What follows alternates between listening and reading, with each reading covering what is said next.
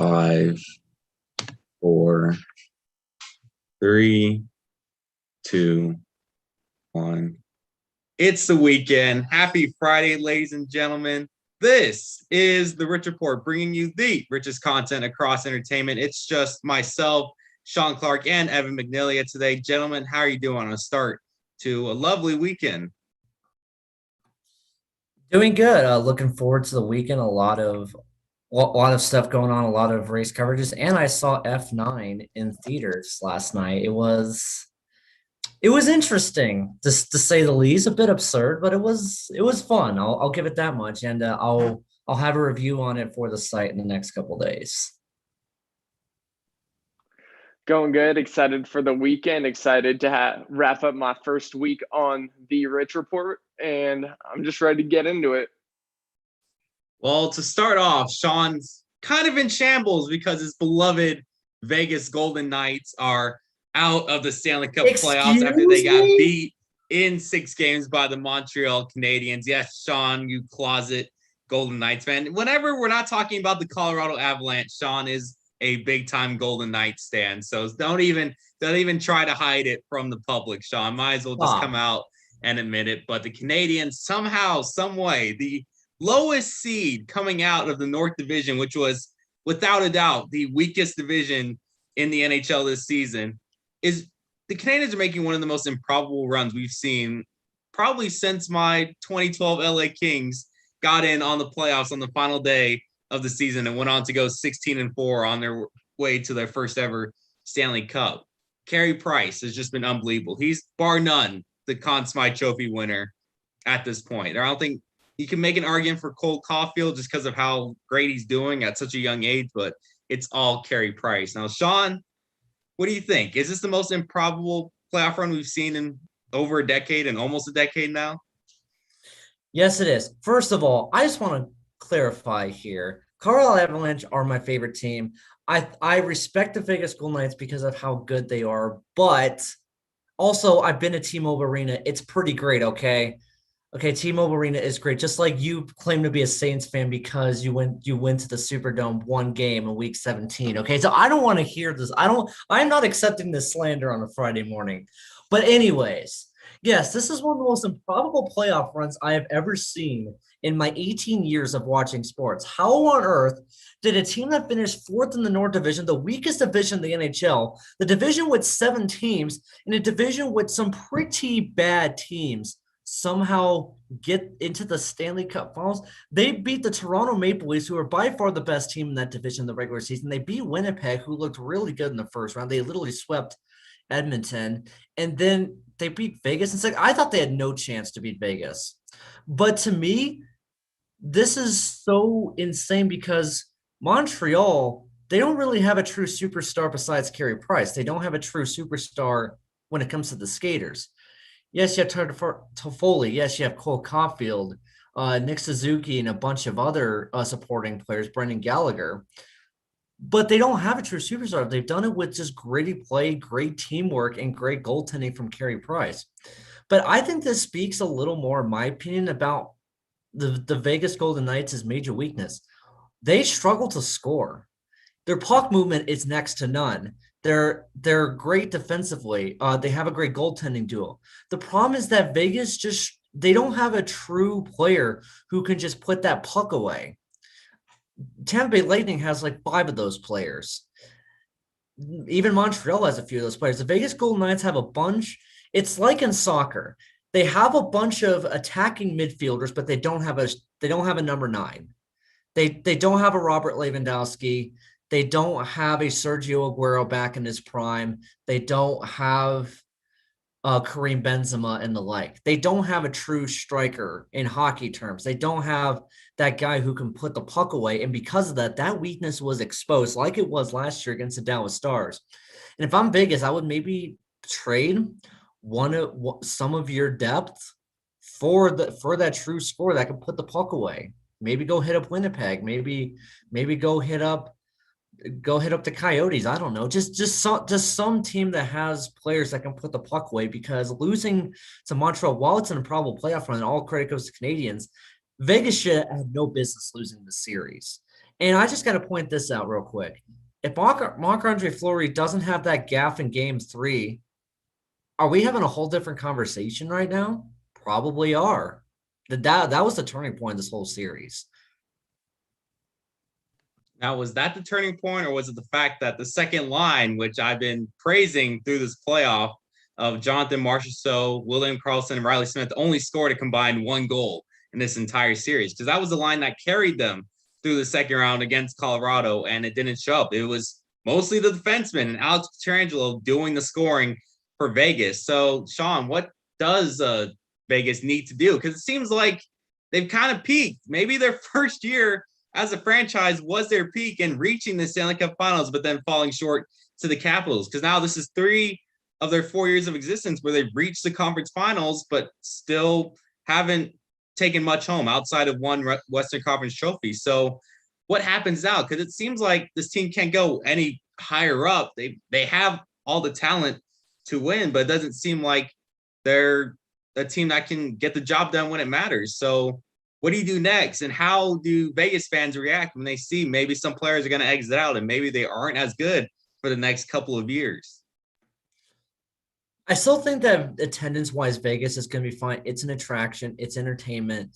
And I still think that Vegas is going to be even a mid-playoff team, that they're still good. And T-Mobile Arena is a beautiful arena. And there's going to be a lot of people that want to go there. But I think that Vegas, what they need to do is they need to get players who specialize in precise shooting. Let me go to Winnipeg. Nikolai Ehlers is a playmaking stud for the Winnipeg Jets. But do you know what separates him from a lot of other great scorers in hockey? He has an amazing slap shot, an amazing long shot. They outside of Alex Pietrangelo, who's a defenseman, they don't really have a true player who can score on a long distance slap shot. I think Alex Ovechkin has been making a living for the last 17 years by doing exactly that. They don't have that guy on the power play that can just put the puck away, like Nikolai Ehlers for Winnipeg or Mikko Rantanen for the Colorado Avalanche. They don't have, or Nikita Kucherov, Braden Point for Tampa Bay, or Andrei Svechnikov for Carolina. They don't have a guy like that. They don't have a true star. I would recommend they trade some depth pieces for a star. Maybe they get Ehlers.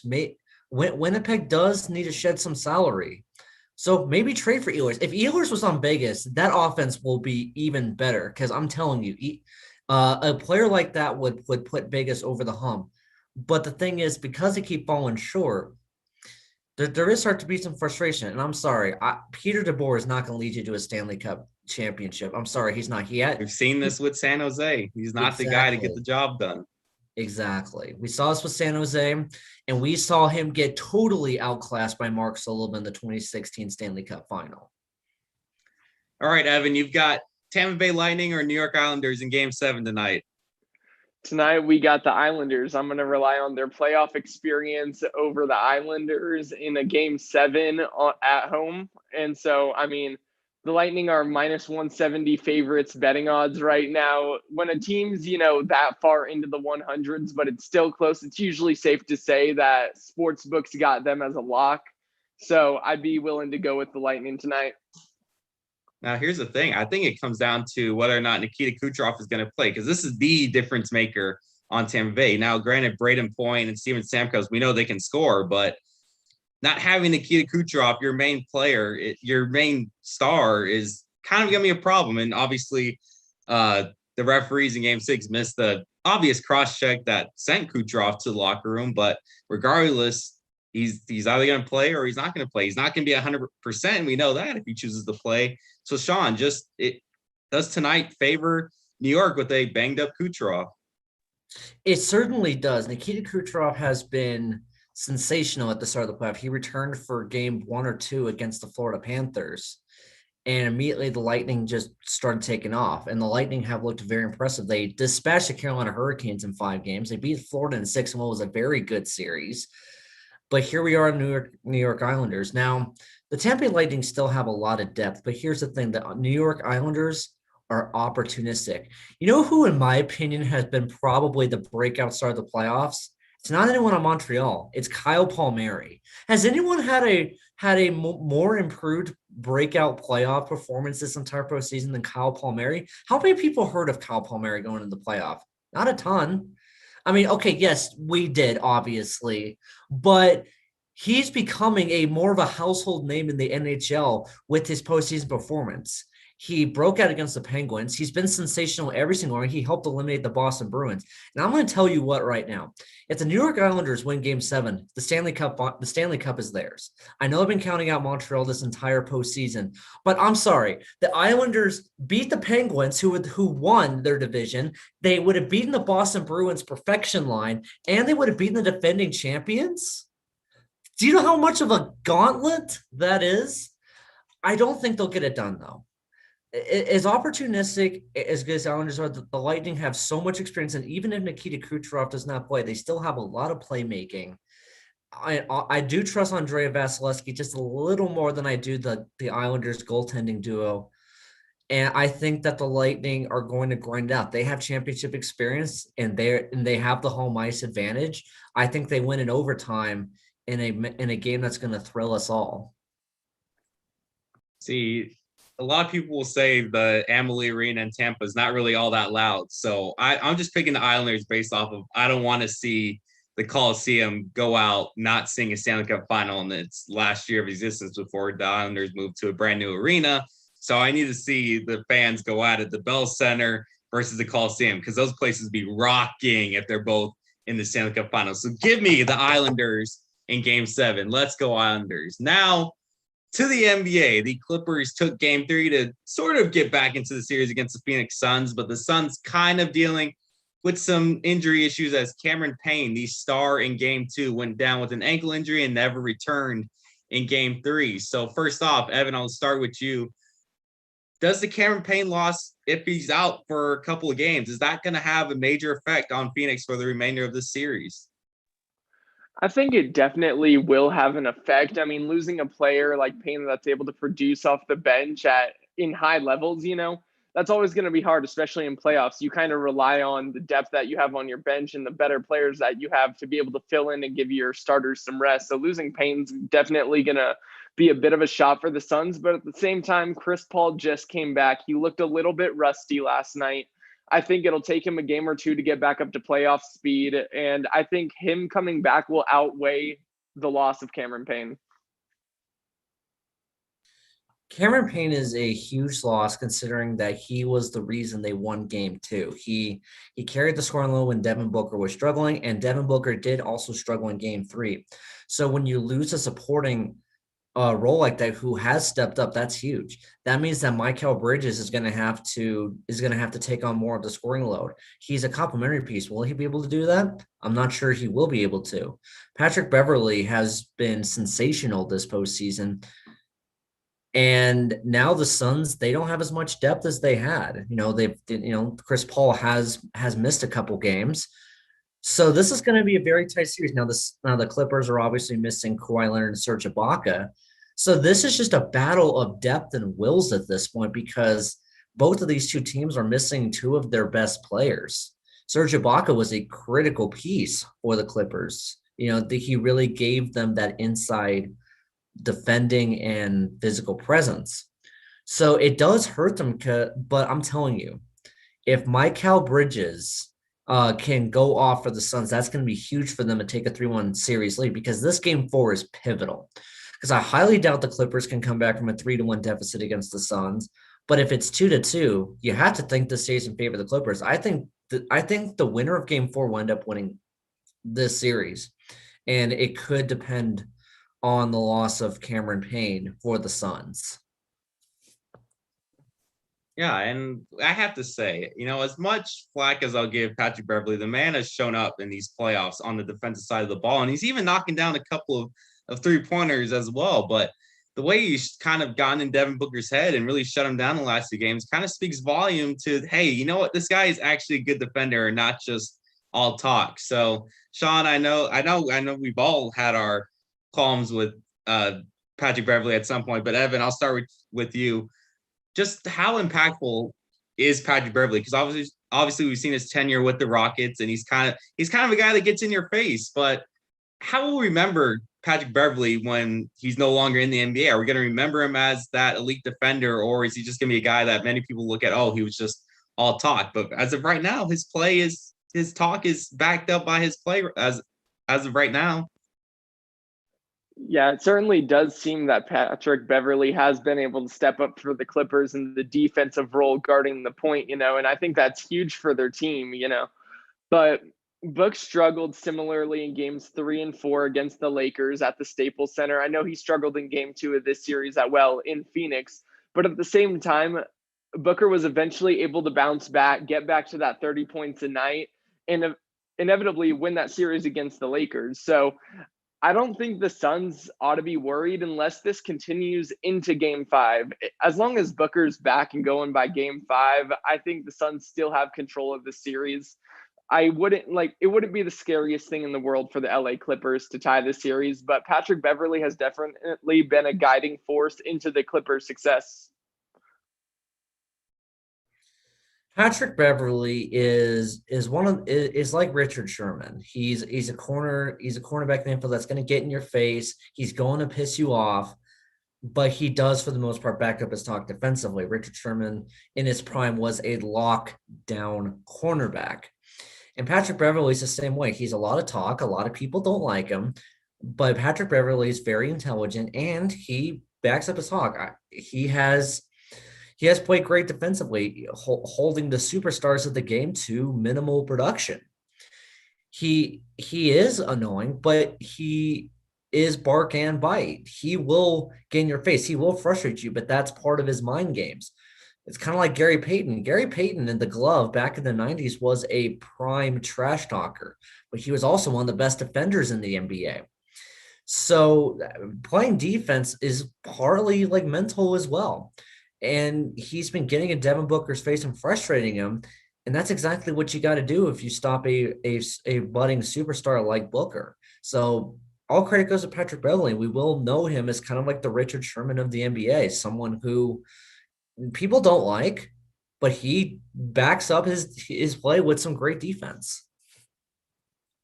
Now, unfortunately for Evan, the Atlanta Hawks did get the better of Milwaukee to start the series. And I just got to say, Trae Young is just ice cold. The man does not lack confidence in the slightest. And he went on to have a 48-point double-double to pretty much steal a win in Milwaukee to start the Eastern Conference Finals.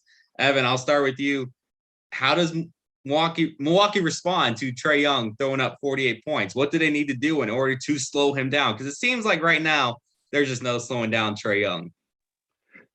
It's going to be tough. He's on fire right now. It seems like the basket is twice as wide for him as it is for anyone else on the court. Everything he puts up just seems to fall no matter where he is on the court, what direction he's moving. He's a baller, man. And I think the Bucks definitely do have to answer defensively. They do need to figure out an answer for Trae Young, or else he has the ability to put up 40 points a game and sweep the Bucks right now with the way he's playing. So, I mean, stick a hand up and pray. I think that would be one method of defense. And also, I brought up in my article in my preview for this series, Milwaukee's a team that relies on getting boards. Atlanta won the rebound battle in game 1, and they were able to control the game and win by 3. If any of those rebounds goes one way or the other towards the Bucks' direction, we could be singing a different tone. The Bucks need to get back on their game and need to be able to get the boards away from Atlanta.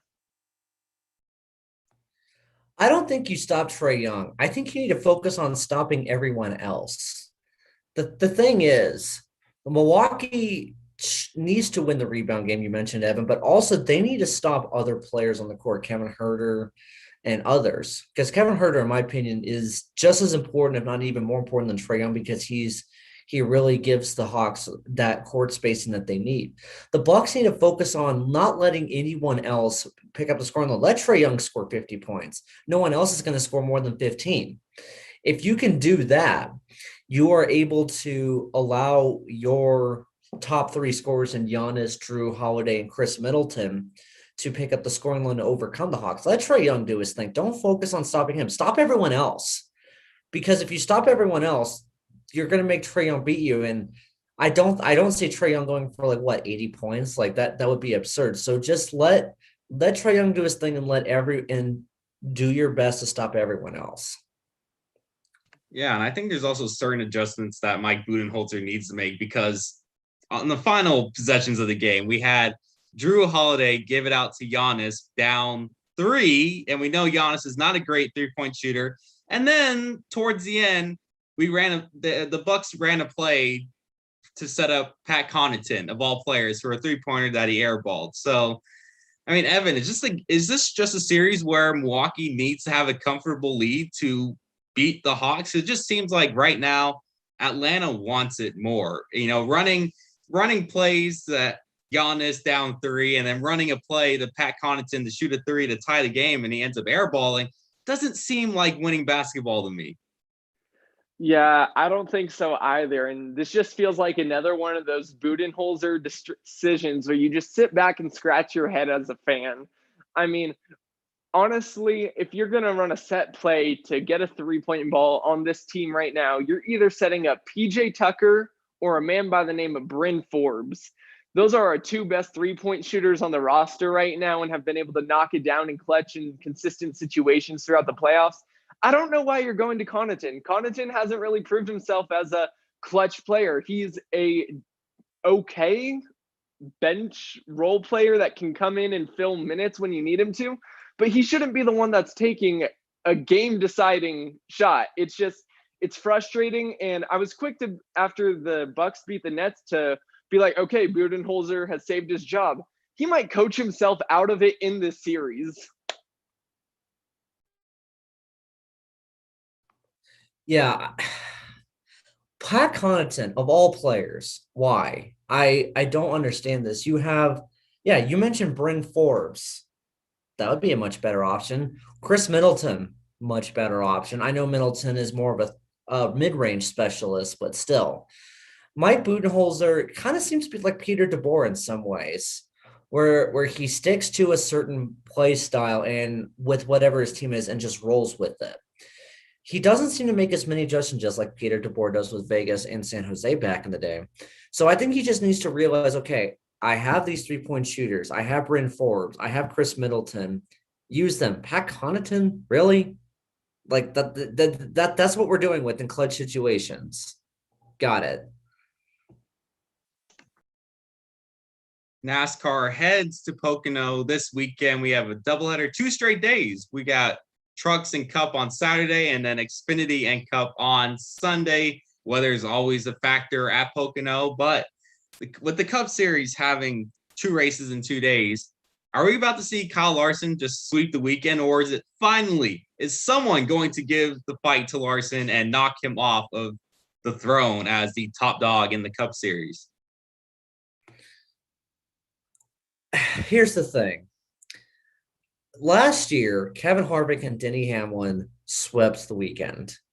And those two dominated NASCAR last season, although neither of them won the championship. That was Chase Elliott. In my opinion, Pocono has become that track where it's just like, okay, whoever the best driver in NASCAR is going to show the case on the weekend. And I don't see Kyle Larson slowing down. I know he's not starting in the front row. William Byron is, and I do think William Byron's going to get a top 3 finish. But I think that Kyle Larson's going to dominate. Kyle Larson is just exceptional in the long runs. Almost no one stops him except for Ryan Blaney at Atlanta. Hey, Sean, Larson's on the poll for Saturday, right? Oh, sorry. I thought it was Byron. I apologize. Okay, even more reason.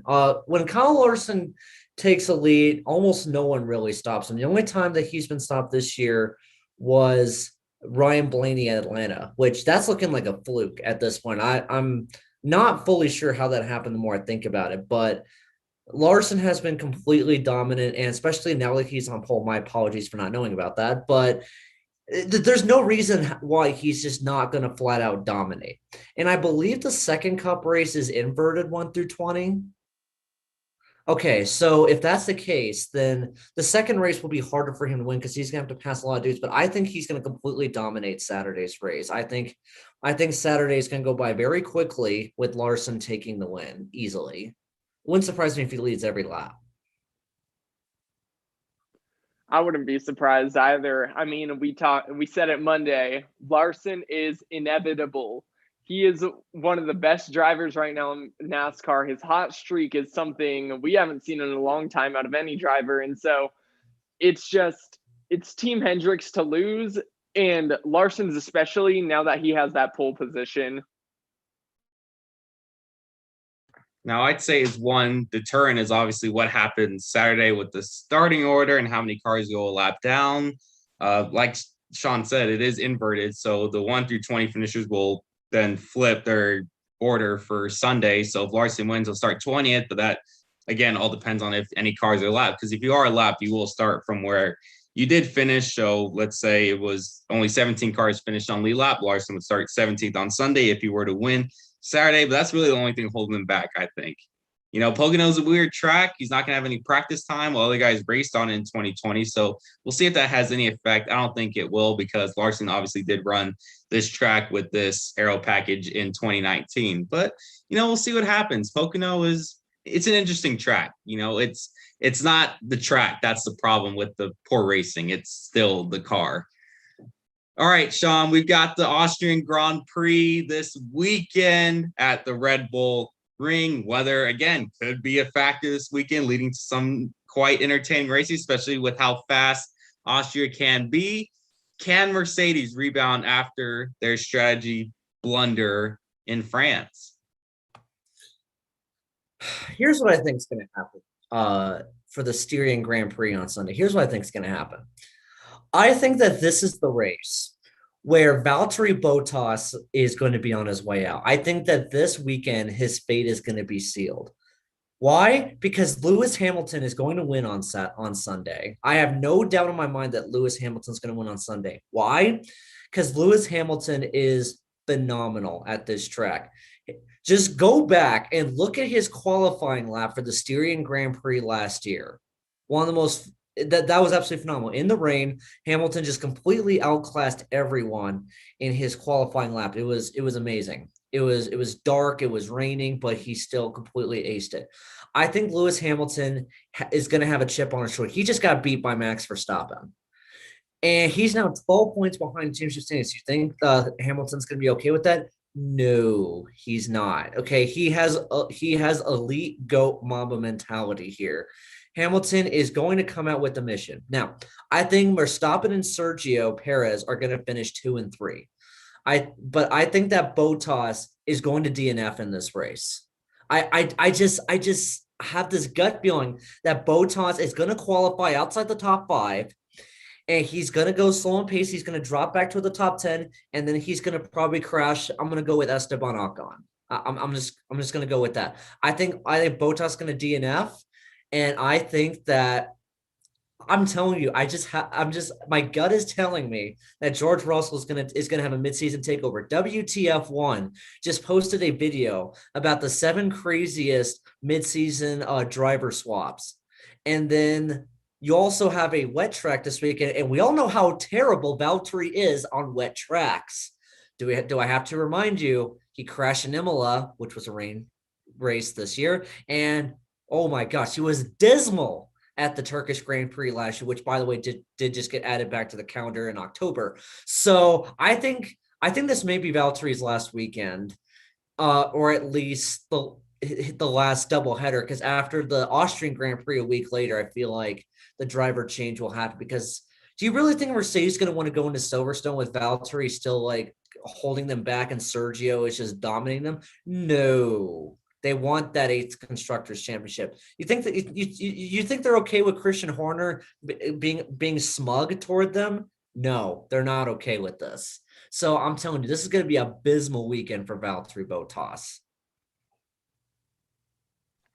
Now we've got 40% chance of rain at the moment for tomorrow, so maybe qualifying will get some weather, but Sunday, 80% chance of thunderstorms. You love to see it. Hopefully it happens, unlike it not happening in France, although we still got a good race regardless. Evan, you have any thoughts for this weekend? No, he does not.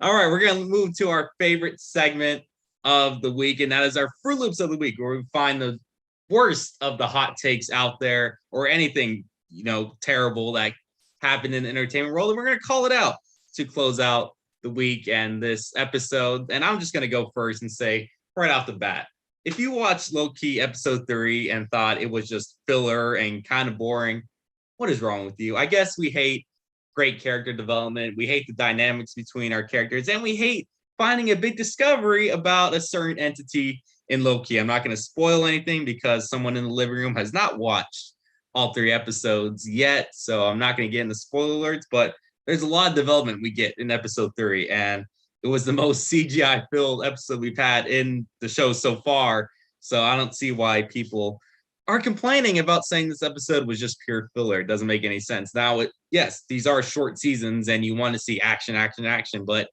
the great part about the MCU is that you get the action, but you also get great character development, which is why we almost love every single protagonist that's come through the MCU. So, yeah, I don't get it. I think Loki has been perfect, almost nearly perfect so far. Sean, I'll let you go next.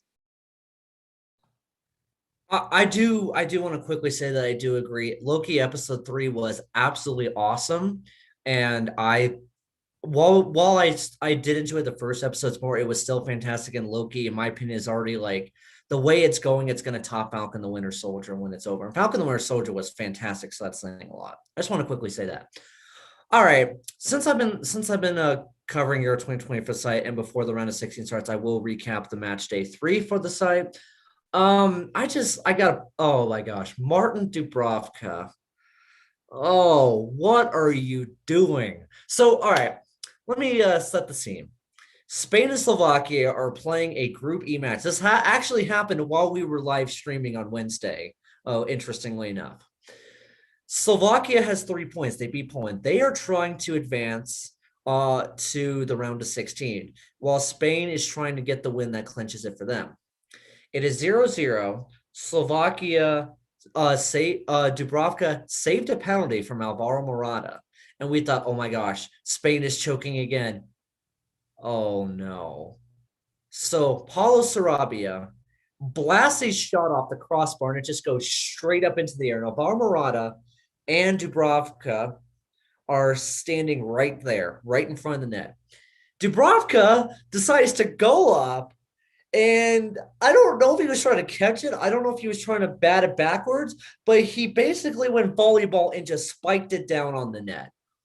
That is probably one of the worst own goals I have ever seen. I've seen some bad ones. I remember Sean Johnson for NYCFC against Minnesota United when Minnesota United opened their own stadium. He got a back pass and just completely whiffed the ball, and it went past him in one of the most hilarious own goals I've ever seen. But this is bad. There was also a match when I was I was on the island of Kauai watching, I believe it was LAFC and Portland, I think. But good old Eddie Segura, defender for the Los Angeles Football Club, just trying to give it back to his goalie, ends up firing it as hard as he can into his own net. And I believe it was Portland getting the goal, but I will fact check that real quick. But yeah, I mean, to have your own defender just firing goals at your own net, kind of not an ideal situation. So, yeah. Yeah. But no, I didn't realize that Euro 2020 turned into a volleyball competition, because that's exactly what happened. And it was actually Atlanta United. LAFC ended up winning that match 4-3, so it was kind of a crazy match. Oh yeah, I remember that match because I remember I was at work and everyone was losing their minds over that MLS match, which was rare to see. But here, not only did he spike the soccer ball into his own soccer net to give Spain a 1-0 lead, but you want to know something? Spain ended up winning the match 5-0. And that own goal ended up being the winning goal for Spain. Oh,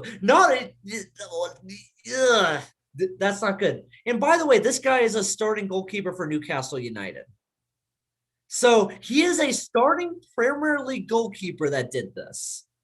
Not some MLS goalkeeper Not some, I don't know, Belgian league or Romania. No. This was a Premier League starting goalkeeper that did this on the currently the biggest stage in soccer right now. Fruit Loop of the week without this was the easiest Fruit Loop of the week I've ever chosen. Like it's obvious to me.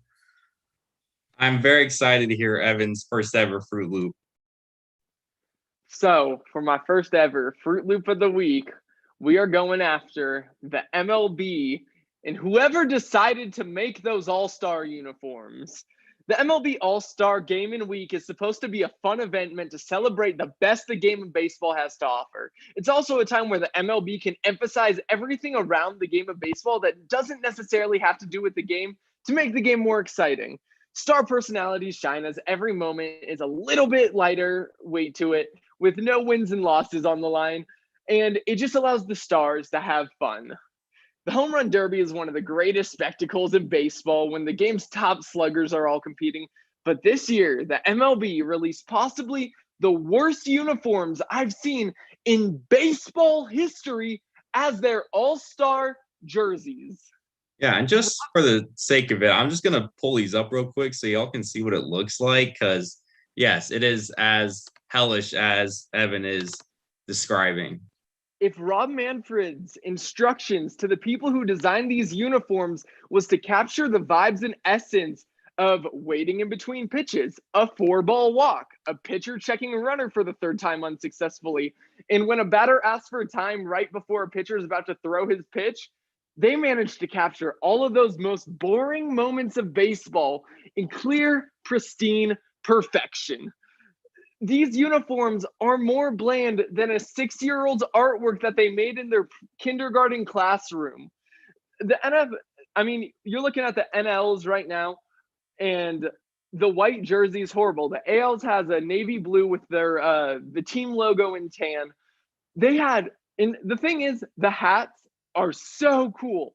They had such a cool concept with the hats. They could have expanded on just the hats and expanded that onto the rest of the uniform in such cool fashion, but instead they come out with these. It's another failure by the MLB under Rob Manfred, and they continue to fail to show fans that they are willing to put in the least amount of effort to make the game exciting. These are dreadful. Sean, what do you think about these unis? What am I looking at? I feel like I feel like that is something I made when I was 8 years old on Create a Team in NCAA football. What are these?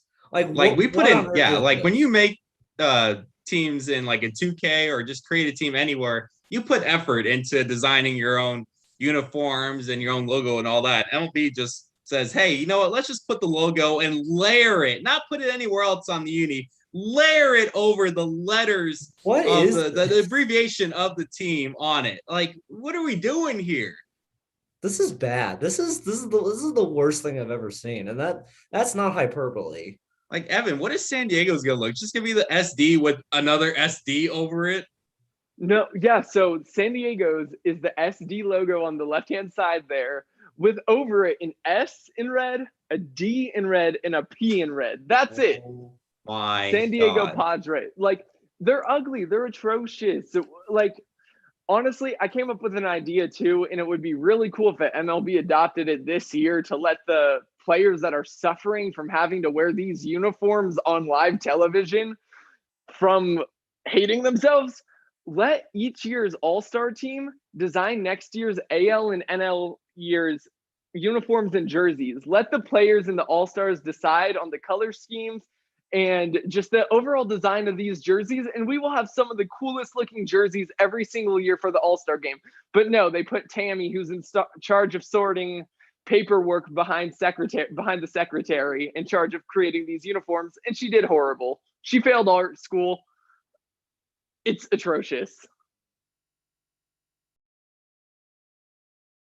I can't with this. Look at it. On what planet does this say San Diego Padres on it? And look, and they put the blue logo on it.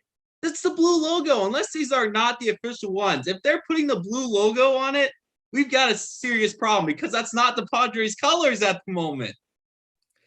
No. Can I point out how people might actually pay $140 for this? I can't believe this. $140. At least you get free shipping. Oh my goodness. Look, the home run derby is gonna be fun.